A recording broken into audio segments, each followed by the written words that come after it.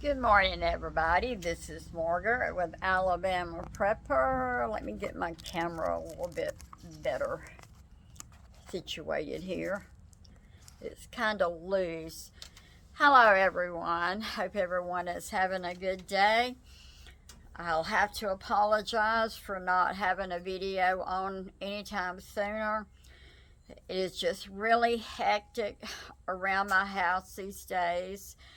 Um, as you know, the last few times that I talked, uh, my daughter in law was real sick, my husband was sick.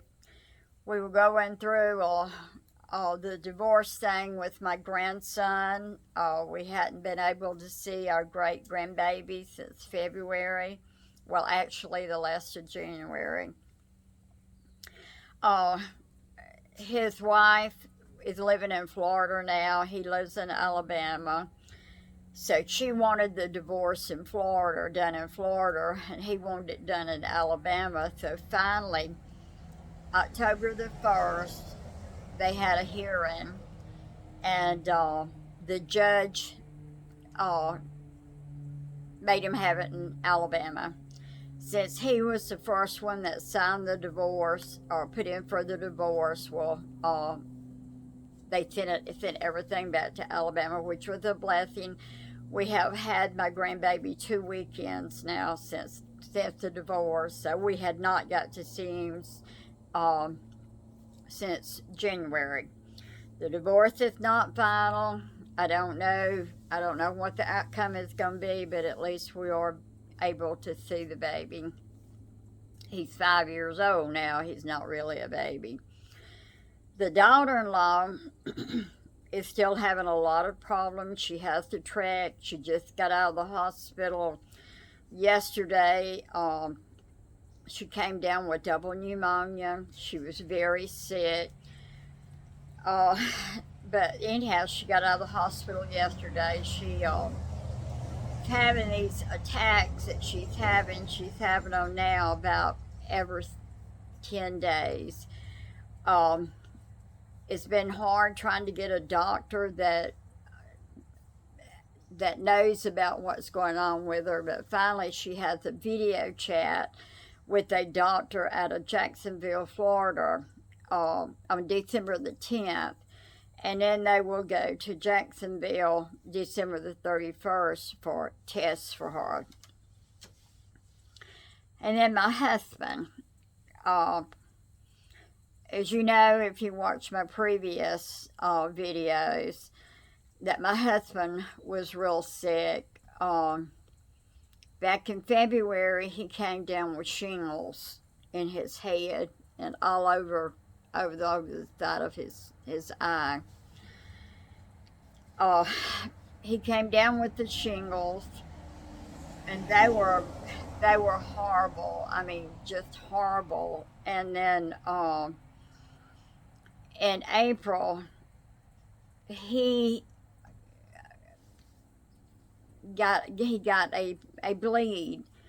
I thought he was going to bleed to death. We put him in a hospital in Niceville. Uh, they didn't do what they were supposed to there. They sent him back home. And he came back home, I think, on a Saturday or maybe a Friday. And we dealt with it the whole week until the next Friday when he started passing out. I don't know, I can't get my days straight. Probably the middle of the next week he started passing out real bad.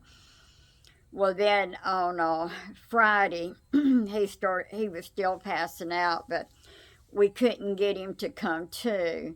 So we called an ambulance and they sent him straight to Baptist. My son, that's a nurse practitioner, went to the Baptist hospital, and he stayed with him. And you know, there's not anywhere to stay, no facilities. They did have a couch in there, but anyhow, for about I don't know, 3 days, he was just bleeding so bad. And then he started having chest pains. Well, they done an upper and a lower scope. They never did really find out where the bleed was coming from. They said he had some colitis, but it wasn't enough for the bleed to have the bleed like he did. So anyhow, we come home from the hospital, and he started having chest pains. He got to where he couldn't breathe, so we got an appointment with a heart doctor and took him back to the heart doctor. This was in June, and then they ended up having to go in and put 3 stents in.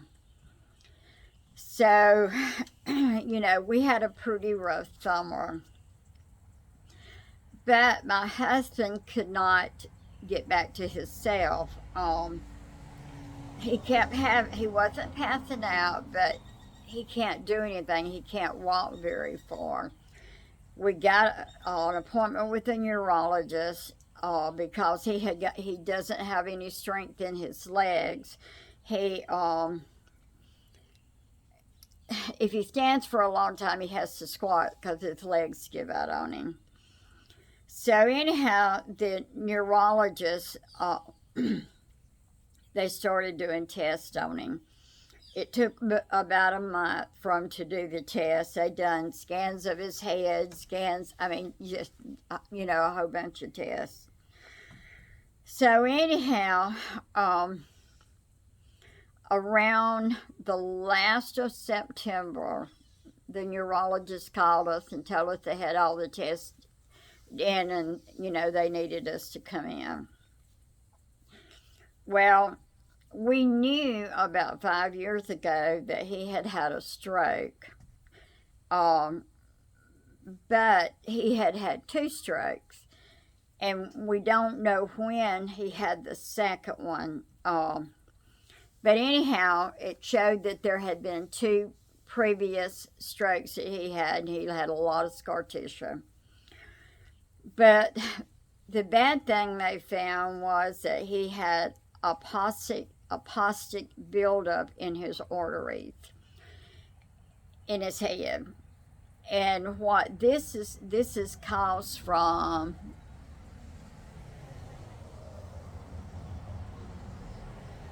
I had a call coming in. I don't know how long that had blocked it, but they said he had aplastic buildup in the arteries in his head. This is caused from him passing out so much when he was so sick, when he was bleeding. If he got up, he passed out. I couldn't tell you how many times he passed out. It was a bunch of them. They sent him on to the hospital, and every time they tried to get him up, he would pass out. But the aplastic buildup is irreversible. There's nothing they can do for it. It has caused the arteries in his head to be, I can't remember the word that you call them. The arteries in his word are very brittle. And what that means is he could have another stroke. He could have a bad stroke anytime. That has also caused him to have severe fatigue. He's not able to do hardly anything. He goes out to the shop and stays. If my son's wife is in the hospital, well, he will go out to the shop. We have a gun repair shop here, and he'll go out there and stay, for customers coming in. But he's not able to do hardly any work out there. He'll come in at dinner, and he'll sit down in his recliner, and he'll sleep for 2 to 3 hours. He is severely tired. He doesn't have any strength. Everything gives him out. He just stays totally fatigued at all time. This aplastic buildup in his arteries are non-reversible. There's nothing they can do to them. They're damaged. The strokes that he had in his head are irreversible. They've got a lot of scar tissue, but they don't feel that that is what his problem is. They think his problem is the epoxy buildup in his arteries in his head. They put him on a strict diet. No, let me take that back. Not a strict diet, but I'm trying to fix for him better, so that maybe that will help. But I closed my bake shop. We just could not afford to keep it going, so I just closed it down. I have my little farm stand out there. I'm trying to, keep stuff in it. Some weeks it's busy, some weeks it's not. We have lots of doctor appointments. This week we did not have one. I had two this week, so he did not. Next week he has two. It's just real busy around here, with the doctor visits and with him being sick. I know I sound like a broken record, but I'd like to start doing some videos of some of the stuff that I put in the farm stand. But it seems that when I'm ready to do it, there's just so much more hectic going on. I will, have the great grandbaby some days because the grandson works and can't leave the baby with his grandma because of her, the problems that she has. So the granddaddy, which is my son, he's going, back and forth between the two. So, I don't leave my husband very long at a time. I may run to get groceries. When he tries to get up out of his chair, he stumbles a lot. But anyhow, that we're just praying that things will get better. We are getting to see our great grandbaby now. It was from the last of January to the first week of October. We had not got to see him. His daddy would go for a supervised visit. Now, the lawyer, he had an Alabama lawyer and a Florida lawyer. She did not have custody of the baby, and he did not have custody. But the lawyers had told him, don't forcibly take the child because it will look bad on you. But he did get to see him once a week. He would go on Saturday morning at a park, supervised, to see the baby. So, it's been a rough year for us, with my daughter-in-law being sick, the divorce, my husband being sick. But we're hoping and praying that things will get better. We go to another doctor next week. We go to a urologist because my husband has tested positive for prostate cancer. He was supposed to have had a biopsy last February because his numbers had went up. But he came down with the shingles, and they would not, to do the biopsy, they have to put you out because a lot of you know anything about prostate, they give you a little shield that's got 12 little blocks in it. And they have to do a biopsy of every one of those little blocks. Year before last, he had cancer in 2 blocks. His PSA was like 4 point something with the cancer in there. In January of last year, he came down, when they done the PSA on him, it had went up to 6 point something. But they would not do a biopsy on him because he had the shingles, so we had to cancel 3 biopsies on him. So anyhow, he has still got, I can't say he has shingles, but he has the nerve endings in his head and in the side of his head. where he feels like he's still got shingles. They hurt awful. They itch. He started going to a infectious disease doctor at Fort Walton, and they done a treatment on his head where they put some kind of treatment, and it feels like hot peppers, where they tried to burn the nerves in his head to kill the nerve, because what it is, it's called post shingle neuropathy that he's got in his head and he's, in his forehead. So they tried a treatment on that, but it didn't work. It appears when he gets upset about something, these nerve endings just go, they go crazy. So we go next week to the urologist. Hopefully they can do their biopsy. That's what we're hoping for. And we can know more about what we're going to do. He's got to make a decision to either take 40 treatments or have his prostate took out.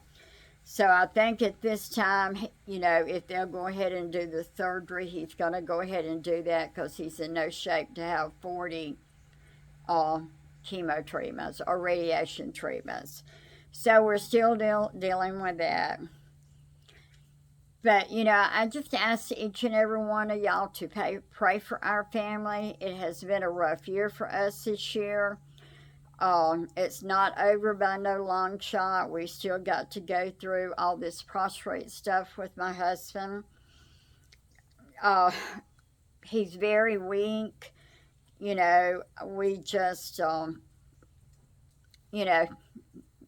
we'll make our decision. We just trust in the Lord to get us through all this.